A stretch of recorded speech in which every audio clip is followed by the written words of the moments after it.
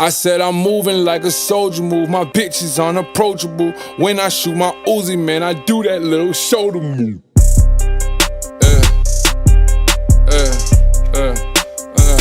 Break it down. Make it sound. Ooh, make it sound. 5 a.m. Look. I said I'm moving like a soldier move. My bitch is unapproachable. When I shoot my Uzi, man, I do that little shoulder move. Yo, bitch ain't gon' fuck with you. She stopped because I told her to. Niggas look like income tax. Can't wait to get a hold of you. Yellow dress, who is you? Holla back. Yes, we are back with another episode of the On the Radar producer series. You know, this is the series where we go into producer studios, we chopping it up with them, hottest producers in the tri-state area, and here we at the retreat, yo, quite literally like in the middle of nowhere. This I think this is my favorite studio so far. I'm here with my boy Dizzy Banko. You might have seen him before. I had him up at the studio with Tony E. Facts. For your Sleepless Nights EP. Facts. But now this is your time to shine. This is your studio. Yes. Bro, this is dead ass I think I told Swift on my way in, this is so dope. There's like real Kanye West, Wyoming vibes. Yeah. No service in the hills. And like it's just beautiful because like you come here and there's just like nothing around and no distraction. No distraction at all. No distraction. So how did you cause originally I know you're from the Bronx, right? So how did you go from the Bronx to being up here in the retreat? What was the situation for me to pull up here? It mainly Tony. Like I knew Tony for a while, and he was over here, and I was just like, come in, playing some beats. I know Swift hit me. He was like, yo, working on a project. So I was like, I bet I'm gonna come through, play some beats. Came through, and this is my first time. I seen it before for some like party, but I never knew the studio was downstairs. So when I came downstairs, I was like, oh nah. I like this environment right here. So after that, when we started to kick it a little more, I just started coming, and then I was just like, yo, this is just home base right here, because it's like, I don't feel like keep going back and forth to the city. It's like, I can just get work done right now while I'm here. So, right. And it's like, there's nothing, like, literally there's nothing around, so like, you're focused just here. Like, even if you sit outside for like an hour, just brainstorm, I bet I know what I'm gonna do. You know what I'm saying? Like, you can't do that in the city. You got cars and all this other stuff going on, and like even if you want to escape the noise of a studio, you still end up going outside and like. Still hear something. Like you go outside, you don't hear nothing. You know what I'm saying? So that's good. You in your inner thoughts. So you don't miss being in the Bronx at all. Nah, I do to get the you gotta be in the trenches and be in the hood just to see what everybody is listening to, what the vibe is, and then it's like, all right, but I got everybody's energy, cool. Now I'm back in the studio and I'm gonna just cook up from there. So that's just me. Like I could be in the studio for like a week, but I have to step outside for like a couple hours and be in the hood or something. Like I have to be where it's like you gotta see what people want. Like what's popping out. Because if you stay in the studio, you know what you want. But then it's like the generation is not matching up what you want. Yeah. It could be something totally different. You could be in here and be like, yo, I want to make classic records, and then it's like mad pop music going on. Yeah. You're like, damn, you know what I'm saying? I'm due for something. And now shit's always changing constantly with social media. Like, you know what I'm saying? Yeah. Like I remember when Meek Mill's album came out like a month later, people was like, oh, that's an old album. I'm like, an old album? That shit just came out. Right. But now they're always searching for the new sound. So I wanted to ask you, how long you been producing for? You've been producing since you was like 5 or 6, right? I mean, that's, talent. Like into music, that's talent, yeah. But I really started like 12, 13, like really picking up the program and really staying in the crib and really understanding what I was doing. So I didn't really have a mentor to really sit down and say, okay, this is what you do, this is what you do. So my uncle, when he gave me a CD, it was a program called Free Loops. I went there, I was down south, I took the CD back up to New York, put it into my computer, and I was just in the crib. Every time I left school, I didn't have like no time to play in the park, nothing. I just stayed in the crib and making beats. So that is, it's been a minute. And then now you're here. Now you working with names like you got Meek Mill's name under your belt. Yeah. You got Lil Wayne's name under your belt. Yeah. You got I got it right here. You got Styles P. Yep. Shout out Neek Bucks, Harlem, and of course Pardison Fontaine too. Yes, my boy, Pardi. So how'd you link up with? Let's go. I know because you told me the Meek Mill story previously. Right. So tell me the Meek Mill story again. You had a record, or you have a record with Meek that hasn't been released just yet. Now when he came home, I linked up with a couple of producers, and he was just like, send some stems over or whatever the case be. His friend was Nick Paps, which was Meek's producer. Right. So Now, when we sent the stems over, this is like prior, again, the beginning of the stage when he came home. And he was like, yo, we got one. So I'm like, BSing me. So I never heard the record. So now, one day... But you knew which beat it was. I knew which melody, yeah, it was in my drums and stuff. It was just the melody that I had. Mm-hmm. And he told me which melody it was. So I said, all right, cool. I gave that melody to Dave East, so I had to reach out to Dave East to see if he was using that beat or not. Oh, shit. And he wasn't. So it was like, all right, cool, we good. Now, he was the first time he was like, yeah, because I'm like, shit. Damn, I don't want him, you know what I'm saying, come out with the record. You want to G either one of them. Like, yeah, but it was just like, Meek just came home, so the energy right now was crazy. is on him and his music that he about to come out with. So now it's like, all right, still have heard the record, but I'm just hyped. Didn't say nothing. I told my manager and I told a couple of people. Now, his producer posted a clip, and then B Menace, shout out to B Menace, is the producer that reached out to me. He was like, "Yo, look on Nick Page." I looked on Nick Page and I heard my melody, so I was like, was that the video of them in the Sprinter? Right. Yeah. That was him and Harden in the Sprinter together. Right. Yeah. So I'm like, oh. So I didn't know if I wanted to post it or not. I'm like, damn. All right, I'm going to post it. So when I post it, that's when everybody was like, see, I told you that, you know, just everybody just hype and everybody just running. So it was just like, damn, son, Meek. So. How about Wayne? How did that Wayne happen?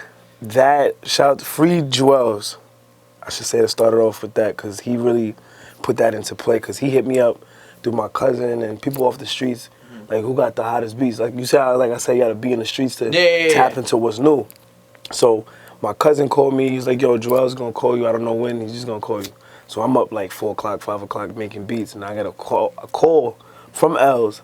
But I know it was Els. I'm like, yeah, whatever. He stopped, pranking on the phone. And he was like, nah, this is really Joel. So, I was like, oh, word? All right, cool. So, he was like, yo, there's one of these beats is fire. Like, I'm going to get Wayne on it. So, I'm just thinking he's just talking to me like like he just talking his shit like like all right, cool, you gonna get Wayne. Because in this industry, you can't like people say things, but they don't always. Yeah, you get me excited. I call you every time and say, yo, did it get done? It's not even their fault. It's like it's like there's mad people that go in between. Exactly. That are between you and him, and then between him and Wayne. Exactly. So I'm like, damn. All right. So give it about 3 months after he called me again, and he was like, yo, listen to this. So he played it, and I heard Lil Wayne, but I couldn't really hear the beat clearly, so it was just like, I'm just excited still, like, damn, I got Lil Wayne on my beat. But I still want to hear the body. So full record. So after that, I ghost the whole situation. That was it. I ain't even tell people that I had Wayne on my record. I just kept it quiet. Right. You don't want to jinx it. Not jinx it, it's done. I heard it. It's just the fact that I don't know what's going on. Like, what's going to happen with the record eventually. Right, so I just ghost the whole situation. Just put it under the rug, left it alone. On my way to the studio, a whole year later, I went to the studio, and Mac Main tagged me into something, like a cover on Instagram. So I'm trying to figure out, I'm driving, I'm looking at my phone, I'm like, what he tagging me in? What's Bloody Mary? Like, what's that? So then I'm getting excited in between, but I'm still trying to figure it out. Then Joel's posted it, and then he tagged me. So I'm like, this probably the record. So I was like, let me pull over real quick. So I pulled over. Oh, damn, you was driving too? Looking at my phone and driving, you know what I'm saying? And like, especially, you was up here too? Yes, up here going to the studio. But I was going to a whole nother studio in like Middletown. Okay. So now, when I pulled over, it said Lil Wayne tagged you or something. So now I'm looking at his caption, and it says, new record with my boy Joel's, and then produced by, and he put my name. So when he put my name, now my phone is ringing. Oh my God. Phone is off the charts, like, yo, you the GOAT, And I'm like, damn, I ain't really get to hear the record, so I don't know how it feels. Then this is literally like recently. This is like what, Dedication 6? He had one out, the Dedication 6 out, but he had Reloaded. So he put another one out within that first project. So now I didn't get to hear the record. So people was like, yo, Flex is going crazy. Like, Flex, we don't got Hot 97 up here. Right. So I can't hear how he's going crazy. But he's going crazy in the city. So they keep hearing my tag, and they're like, yo, he's going crazy on this record. Then they was like, yo, bro, you brought Lil Wayne back. I'm like, damn, I didn't get to hear the record yet. So I'm in the studio. I start my session. I'm like, yo, bro, hold on. Cut everything right now. Go on YouTube and type in this record. So they don't even know what's going on. So when I type in the record, and that's like, and they heard the tag, they're like, wow.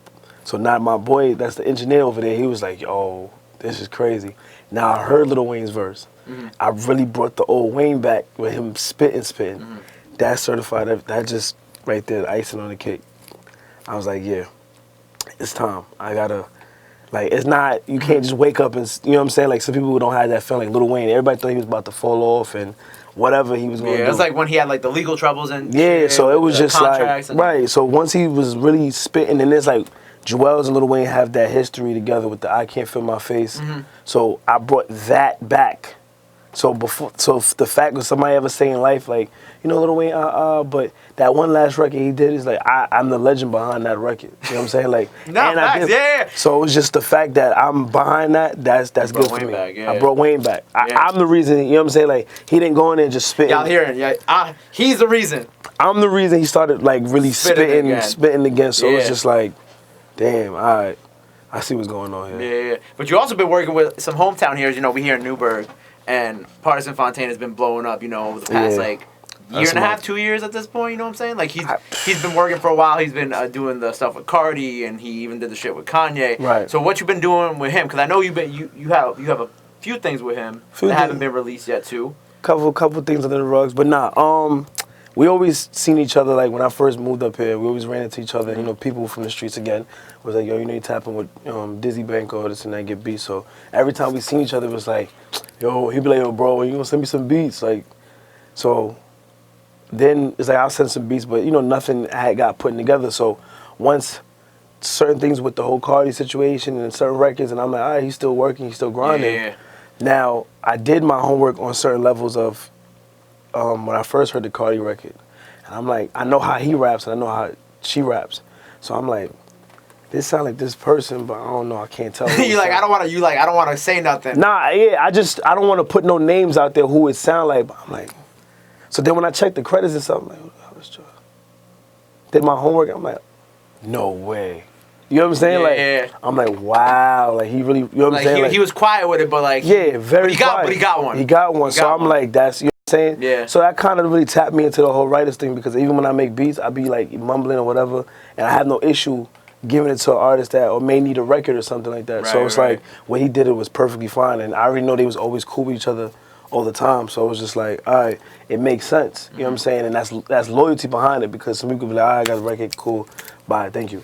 They, you know, they kept it close, and you see he came out with another record, backing it up with her and stuff like that. So it's like she showed the love back, and right? He was able to blow up, and then he got to deal with Atlantic. So it just so it just kept going back and forth, and it's like, yeah, there's a blueprint right there. You know what I'm saying? Loyalty really is still there. It's like some people like to break the bond, but regardless of that, so now he be out there with her. I was at Made in America, and she brought him out too.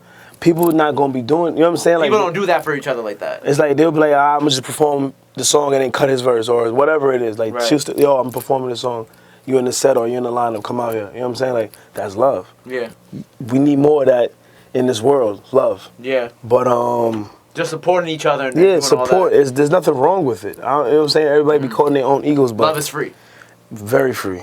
Very. So you got some shit coming with him. I know we've been talking about his debut album. Right. So that, now, I was sending him, I forgot what day it was. We DM'd each other.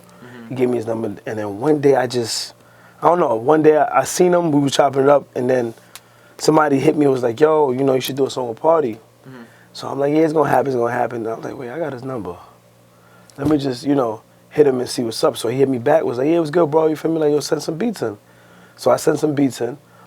His management hit me up, and it was just like, you know, he had a couple of joints. He might set it off to Cardi, whatever the case be, and then he got some joints for himself. So I said, all right, I'm just gonna just send a batch over there and keep doing it. So now, in the fact of doing that, now he was like, "Yo, I got one," and I was thinking about putting an exclusive person on there. So he didn't say who at that moment who was gonna be on the record. So it could have been anybody. So I'm like, in my head is off back. I'm like, he might put Cardi on this. Probably. I'm about to shoot this one. He about to put Cardi on this. He was like, this is it. This is it. I'm like, I'm about to catch a break now. You know what I'm saying? I don't know when the song gonna drop, but it's just like, all right, I'm gonna catch one.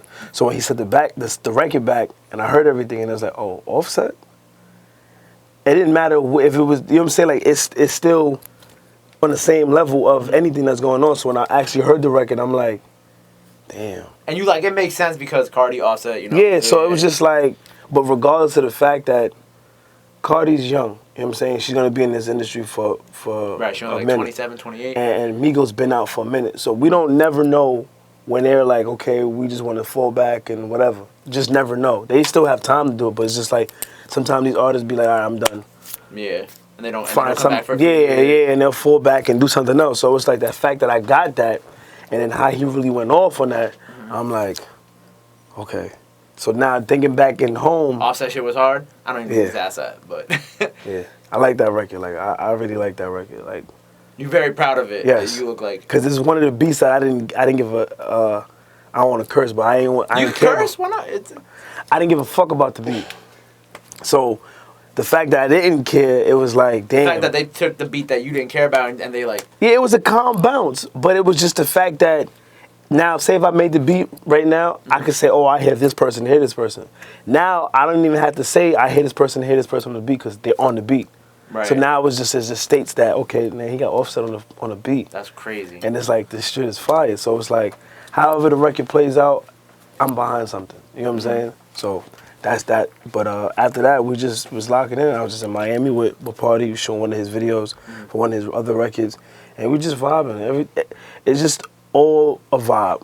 You know what I'm saying? There's no other words I can put with it. It's just, everything is just in order. And I feel like he shows love to a lot of people around here because you was telling me before about like, you know, him and Tony E, obviously. Yeah, like cool. he know, like and this. he still be around and he still, you know what I'm saying? Like, Yeah, he tap in. Yeah, he tap in and see what's going on and then just catch the vibe and then, you know, go back. Because sometimes, like I said, pushing. you can't, because you can't stay in one spot and then feel like you're going to catch the process from there. Right. Just staying in one spot. You got to go somewhere. Like, I would drive to the Bronx for no reason for an hour or two and be like, okay, I'm good. I'm going back home. Right. You know what I'm saying? They about to shoot. All right, I got a vibe about them about to shoot each other, whatever. Go back home, make a beat, and say if I do make a song, I have something to talk about. You know what I'm saying? Yeah. Nowadays, people have nothing to talk about because if you want to talk about politics all day, you must be sitting in the crib and just watching the news. We don't want to be doing that. So it's like, again, with him, yes, he had to come home and what's going on and whatever, just to get that. Or I want that type of song where I'm talking about. You're talking your shit. Yeah, and you gotta get that energy from somewhere. Right. So. And I also wanted to ask you was out in L.A., right? Yes. And I heard you was at Diddy's crib.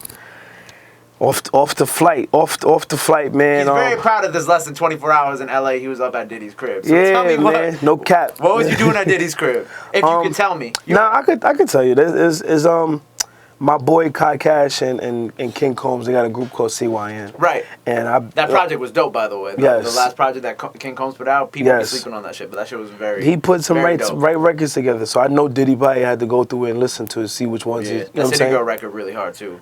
That should really be going because that's really like put together. Like that's really a record that can still go. It don't matter if it's cold or not. It still can go. You put out like a solid project. Right. Just in general, from like top to bottom, all the records. I just missed the finishing touch because we just in the studio. I heard all those records, so he played them all in the studio. I'm like, nah, this project gonna sound good. So the fact that it was the last session, I guess, before I think he was handing it in. Right. We had a record in too, and then it was like, damn, we could have fit this in the project too because they gave it that New York swag, and it was just like everybody get like dancing and everything. So I'm like. All right, so he did tell me when I was out there, well, let me break down the story. Now, as soon as we get off the flight, my man Swift, shout out to my man Swift, man. We had a session earlier during the day, and then Kai, I hit him up like, yo, I'm out here. He's like, oh, it's lit. You know what I'm saying? He said, I'm leaving to New York the next day. I'm like, nah, we got to get something in today. So I got comfortable with everything, and then he texted me the address. So I went to Swift and I was like, yo, look at this address. It says the Hills. Like, you know what I'm saying? Like, what can this, you know what I'm saying? Yo, where the fuck they sending me? Right, because he said home studio. So I didn't know which home studio we was talking about. Like, it could have been like. It could have been anybody's a telly or how, you know what I'm saying? Just whatever. So my man, shout out to Phil, he's an engineer as well at the Retreat Studios. We drove me up there. We was driving. And we just started to see the neighborhood changing a little bit. It started to get a little richer, and we was like, okay. You're like, these some big ass houses. Yeah, but the way they're set up is like big fences, but there's trees over it, so it's like You can't see. You can't see really over yeah. and see how the crib look. You know what I'm saying? Like you just know Or it's see something. whose crib it is. Right, cause yeah. but you know it's something behind it. Yeah. So when we pulled up on the block, I just was watching. Did he do like a Atlanta the summit? Yeah. He was doing summit. Right. Yeah. He was doing like a little skit on the street. So I'm looking at the street like. This looks familiar. Right. Yeah. So he was like, I'm like, I know. I looked to Phil. I was like, yo, this is Diddy crib. He's like, I gotta prep myself. I'm like, nah, this is really Diddy crib. You know what I'm saying? So we seen the gate. I think somebody was with DoorDash or something pulled up to the door. So it was like, I hit up Kyle like, yo, Ma. He said, all right, I'm coming for you. So now I'm just walking around the street like, yo, damn, I'm really in front of the Diddy crib right now. I already knew what it was. I was like, oh yeah. I'm straight. I'm not. Where you at? Yeah, I know. I ain't put. You know what I'm saying. But my humbleness is different. Like some people pull their phone like, yo, we in front of Diddy crib. Like I ain't even do nothing. I'm just waiting to see what's going on. You just kept it quiet. You wanted to see I just wanted to see what's going on. So Kai came out behind me. He's like, yo. But the way the door is set up, just how the whole crib is with surrounded by grass. Mm-hmm. So if you open the door, you'll be like, oh, there's a spot right there. But you could walk past the door and not know there's a door there because there's so much trees. From the outside, it's covered. So you're really walking past probably multiple doors to get in, and it just only shows the gate. So it's like, okay, we know that's the entrance, but there's other entrance. So when he opened the door and I walked in, I was looking at the cars, I'm like, damn, we're really in Diddy crib. So we walked in the back, went upstairs, went to the studio. Mm-hmm. King Kong, he came after. He was already downstairs. Everybody was just chilling, but we was upstairs recording some music. So Kai went downstairs, was like, yo, this is up here, you know, got some beats and, you know, shit's fire. So he came up, then everybody came up, and then there was like a little vibe party now. Like, I'm playing beats, and then I think Shaquille O'Neal's son pulled up, and then... That's random. Tank, who was it? Tank God, another producer, he pulled up. We talking, we exchanging numbers and stuff, we're playing beats and stuff. So before I left, I'm like, all right, I'm gonna shake the room real quick so they remember who came in here. So I started playing different beats, from the bounce to... East Coast to West Coast to everything. So it's just like, so Christian was like, damn, you put all those in the folder, right? I was like, nah, I didn't. I was just, you feel me? I was just like, it was like on a DJ mode. I was just playing mad beats to see what everybody... What they wanted, what they felt. And everybody was just moving. Everybody was like freestyling over here, fake freestyling over there. It was just one big vibe. But the one funny part is when I went to the bathroom's right next to the, like in the studio, that whole building's like 2 buildings. Right. It's like the crib. It's like a compound. Right, and then it's like, I went to the bathroom and I was like, yo, Kyle, with the light. So he's like, yo, the light's right here. So I put the light on. So I walk in the bathroom, I look to my right, I'm like, damn, there's a big ass tub and everything. So I'm like, why is the bathroom, you know what I'm saying? Like, you can go to the bathroom, it's just regular stall, this and that, boom. It's a big ass tub, and then I look to the left, it's like this big ass mirror. So you know me, I'm on goofball time, I'm like recording myself dancing in the mirror. Like, you know what I'm saying? Like, I haven't posted it, but it's like... You like, yo, fuck it, you like, I'm no shoes on, before we can't have no shoes on, so it's you need something to remember it. I'm like, this a big ass mirror. So I'm sitting back at home, so the fella's like, yo, look, like, this shit crazy, like, some long ass mirror right here, like, I need some shit like this in my crib.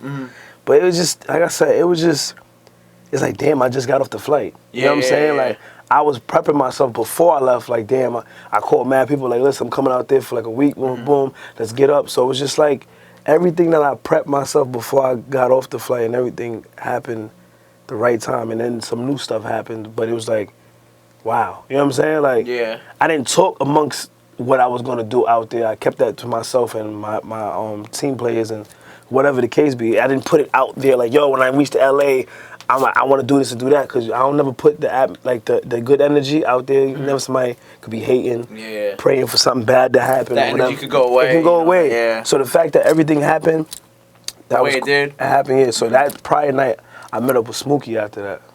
So I was in the studio session with Smokey. So basically, that one night was just legendary. Who didn't you work with out in LA at that point? I felt when I left, the people that I do want to started hitting me up. Oh, so I was kind of tight, like, damn. If I stayed out there for, like, my plan was if I wanted to stay out there for a month, I'd have did it. I probably got some more stuff to talk about, but I had to come back and handle some legal stuff. So I mean, Diddy's crib is still Diddy's crib, man. Like, I was there. I was there. So there's nothing for me to not say. You know, I have both contacts. You know what I'm saying? If Christian's home, yo, bro, I'm out in LA. Let's link up. It's not like, oh no. You know what I'm saying? Like, you know what's going on. It's just like, let's get multiple records and see. That's the thing with a producer and artist. If a producer, you can get records, as much as records you want, but if you have a record with them that could spark something or change their life, they're gonna come back. Or something that makes them say, yo, I like to work with him. Yeah. Because if you just a beat maker, just beats, and I just said, it's like, okay, beats hard, but where's the relationship? Where's the energy behind you two? You know what I'm saying? Like, it has to be 100% all the time. Right. For an artist to like, you know, I like this person, I want them to ride them. So it's just, that's just how it is. Now, you mentioned legal troubles, and I know you've been kind of like, and this is also kind of circling back to the Meek Mill a little bit. So you've been dealing with kind of a similar situation that that Meek was in. Right. So I just wanted to ask you, like, you know, like, obviously I know you can't talk about everything. But No, I could talk. No, like, I could talk about it because my situation, like, I'm like so far past it where it's just like I can help somebody else go through it. You know what I'm saying? But now it's like with Meek's situation is kind of different from mine. It was just like I felt like I had a situation where the system had they took my mom's, like she was having her issues with them, and then she got deported. So it was like once she got deported, it was like damn. Now it's like my brother's going to family members and stuff like that, and I'm the one that's trying to keep the house together. Keep the family together. So I went from day school to start doing night school to, like, you know what I'm saying, start hustling, start doing this, start doing that. And then some family members want to, like, you know, oh, just leave it alone, you know what I'm saying, just moving with us. And so my aunt, she just moved up to Newburgh. So when she moved up, I didn't want to move her. I was like, nah, I'm good. I don't want to go upstate. I'm going to stay right here. Continue holding it down, you know what I'm saying? It ain't work out like that. So me now, with around friends, it was a party, you know, I caught a gun charge. Now, it was mine, it was somebody else, but it was in the glove compartment, and who was to be sitting in front of the glove compartment? Yeah. Me. So it was like, there's no way escaping it, like, oh, well, it's not mine, but, so I just didn't say anything. They're not gonna believe that. Yeah, I just didn't say anything. You know what I'm saying? Like, they're like, well, you're right there, like, who else? Yeah, I'm not saying, like, yeah, I kept it quiet the whole time, so it was like, I was looking at, like, depending on, I forgot, I was looking at 5 years. Damn. And then I'm like, and then my, you know, from the streets, there's no snitching policy. So regardless, that was my first charge, a gun charge. You're getting 5 years thrown at you. Anybody with their first time, I feel, is going to speak up and say something. Right. I ain't say a word. Because I know for a fact, in my mind, anything that comes my way, I could beat it some way, somehow. You know what I'm saying? Like, really could, like, overcome it. So once that happened, I had caught a robbery charge right after that, being around friends. So it was like a pattern, you know what I'm saying? Like, I had this I didn't care attitude, and that was getting me in trouble. Because I was like, yo, if you feel like you want to do something, that's on you. I know I didn't do anything, but I'm right here. Yeah. You can go rob somebody right now, sit right next to me. You telling me, I'm like, oh, you stupid. And you know what I'm saying? Leave it alone. But then it's like, oh, you with him?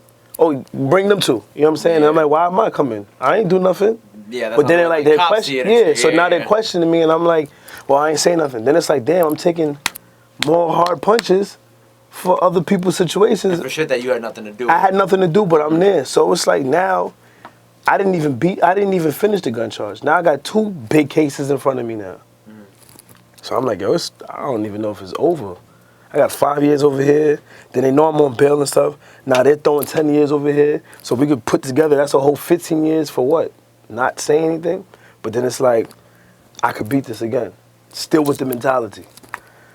Long story short, I beat the gun charge. Didn't beat the robbery charge because I was there. Right. So I ended up getting 5 years probation for that. That's when I moved up here to stay away from out of the Bronx, getting in trouble and stuff. Now, prior, you know, years after that, learning up here, I was still going back and forth to the Bronx with the music and everything. I got in trouble again, boom, boom. They added up more time. So I've basically been on probation for like almost 10 years now. Damn. So, and these is people giving me chances because they're like, okay, look at his background. He's not even, like, he's not horrible. He's catching these big felonies, and then he's like not even a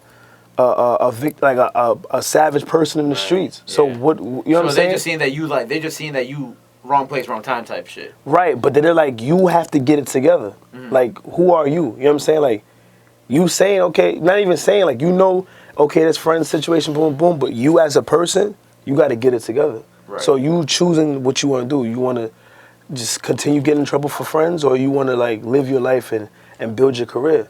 Yeah. So at a point, I'm like, yo, I'm gonna do it. And then, in the prior time, my wake up call was me having a daughter. So Right. Shout out Abe Banko. Abe Banko. That kind of put me. That was probably like God said, you know what? We don't want jail. Jail ain't gonna work out for you. Cause I had to do time, but again, jail ain't gonna work for you. A kid, a baby girl. Now, I always wanted a daughter because I feel like she's going to put more of a... Perspective.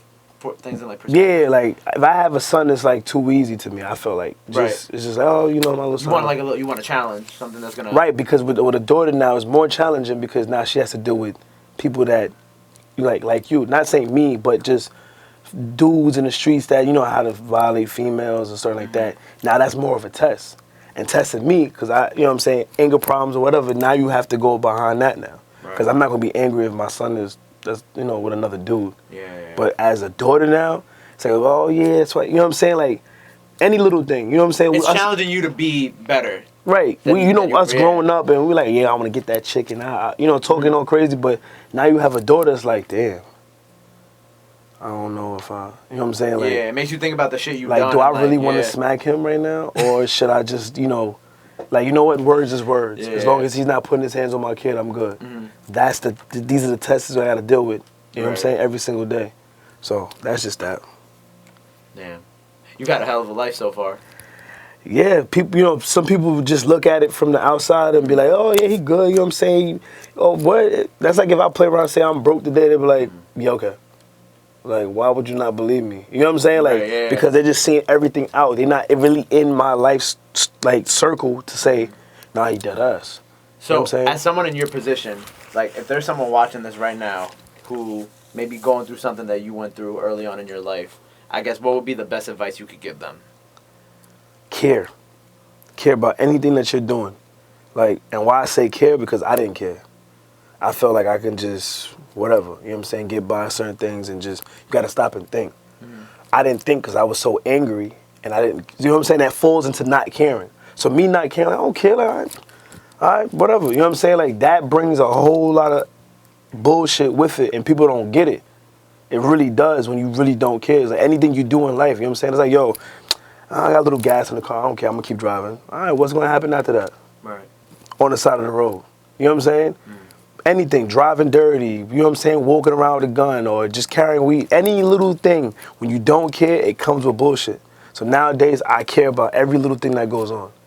Who you in the car? Nah, that's why I gotta drive coupes all the time. I don't like 5, 6 niggas in the car. Like, it gotta be just me, as the driver, whoever. Circle, and then if it's a third person, which would be my child, and that's about it. You know what I'm saying? Like, that's you got it. The car seat in the back. Yeah, and it's gonna stay there. You know what I'm saying? So that's just that. I don't, I just tell people just be smart about what you do. You know what I'm saying? Like, just really understand what's going on and take your time and think. Yeah. So. And if there's like an aspiring producer, like a tri-state area producer, that's watching this as well, what advice, I guess, would you give them? What's your best advice to give an aspiring producer?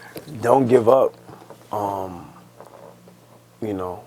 Don't get caught up in the streets if you are. Don't. You know what I'm saying? Like, for me, I had to have certain things to fix me. You know what I'm saying? To make me better as a person. Some people may not have to go through what I have to, so it's just like, yo, focus up. You know what I'm saying? Like, if you ain't a party person, just don't be partying. Or if you this and that, just stay. Like, if even books for school, just stay focused. Don't let up. You can take a little time to fall back to, recreate yourself, ideas and mentally on certain things, but just don't give up. You know what I'm saying? Like, us producers sometimes got beat blocks. Like, I really be taking off like a month. Be like, damn, I need to find something new. I need to see what I want to make or see what I could, create. Because it's a lot of money, there's a lot of things that go on in the music world. It ain't just one thing. You got to really tap into what's going on. Like, if you don't get an artist on the record, you can send your beats to a game, you know what I'm saying? Then you play in the NFL, you're like, oh, I hit my beat on the... That's a check right there, you know what I'm saying? Or a movie. There's other ways, but you got to really just brainstorm. It's not just one thing. Everybody want to be lit, or everybody want to just get out their situation, you know what I'm saying? Like, you could be broke today and be like, yo, I got to do this and do that. It's like don't rush it. You know what I'm saying? Everybody want to be popping immediately. It's all about it's like getting on like. And then right when now. you get on and you go through the stuff and you're like, damn, I didn't know this was gonna happen. It's like, see, you should have taken your time. So me, as a process of learning, if I get into the game tomorrow, I won't have an issue of learning something. Maybe some little things, but other than that, I'm gonna know the code because I've been through, seen it without even being signed. You know what I'm saying? Like there's people be signing quick and they be like, damn, they own 100% of what? I ain't see that. You know what I'm saying? Like They don't own any of their masters. They don't own their own beats. They just you got to learn that stuff before you get into the game. Like so when you get in the game, they can't clown you or make you feel like okay. make sure that you're good for life, essentially. Yeah, make sure you straight because they're straight. They may want something from you that you don't know, but as long as you good, you good. So. And there it is. I feel like that's a good place to end it. Dizzy Banko, man. Always a My pleasure. God. Thank you for sharing My your story. We're going to have a lot more of this producer stuff coming. Dizzy Banko going to have a bunch more records coming real soon. Oh, no, that's a fact. Be on the lookout for that. Thank you again for doing this. No doubt. Thank you, dude. I want to say is, listen, 2020 is my year.